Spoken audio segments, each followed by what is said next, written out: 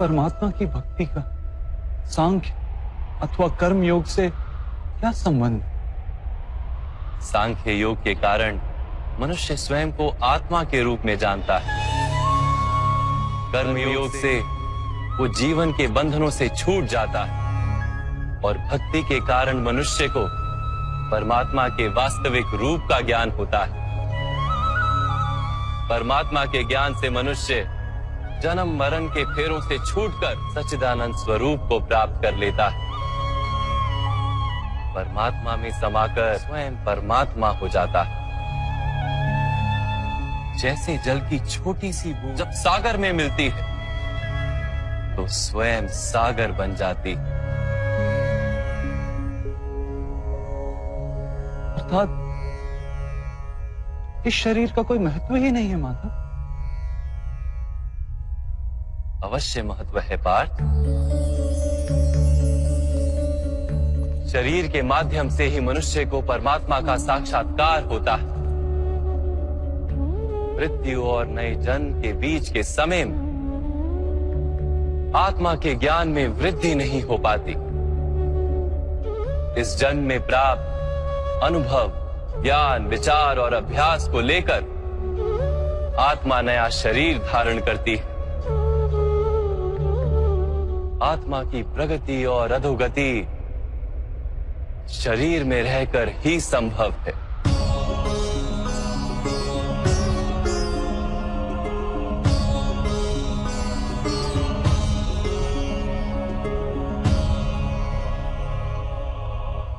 परंतु माधव, यहां उपस्थित व्यक्तियों का वध करके क्या हम उनके उद्धार की संभावना को नष्ट नहीं कर देंगे?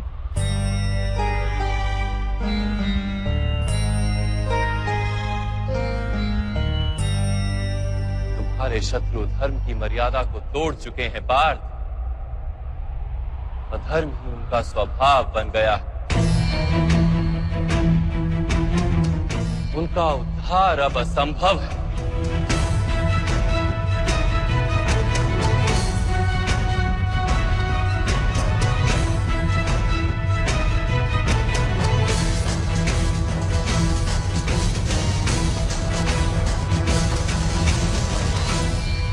अपराधी को एक सीमा तक ही उद्धार का अवसर दिया जा सकता है।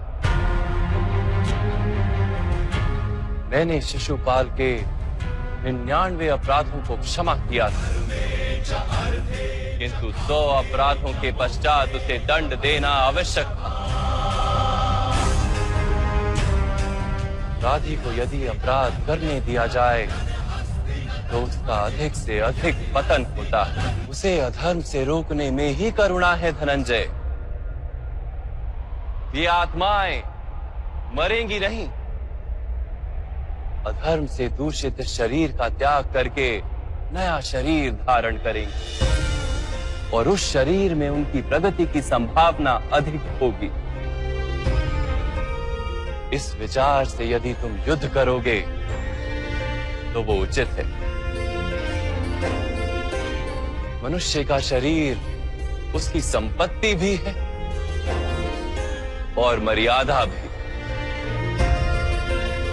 धर्म के मार्ग पर प्रवास करने वाला मनुष्य अपने शरीर को शुद्ध करता है और उसके माध्यम से आत्मा का साक्षात्कार करता है। इसी को क्षेत्र क्षेत्रज्ञ संबंध कहा गया है। मैं इसका तात्पर्य नहीं जान पाया माधव। जब मनुष्य ये जान लेता है कि उसका शरीर एक भूमि का टुकड़ा है, अर्थात क्षेत्र है, और वो उस शरीर में रहने वाला, उस शरीर को समझने वाला अर्थात क्षेत्रज्ञ है, तब वो शरीर के माध्यम से अपनी प्रगति साध पाता है। आत्मा शरीर में रहकर 3 गुणों का समतोलन करती है। तमस को घटाकर सत्व को बढ़ाने का उपाय करती है और ईश्वर की भक्ति करके परमात्मा के साथ एक हो जाती है।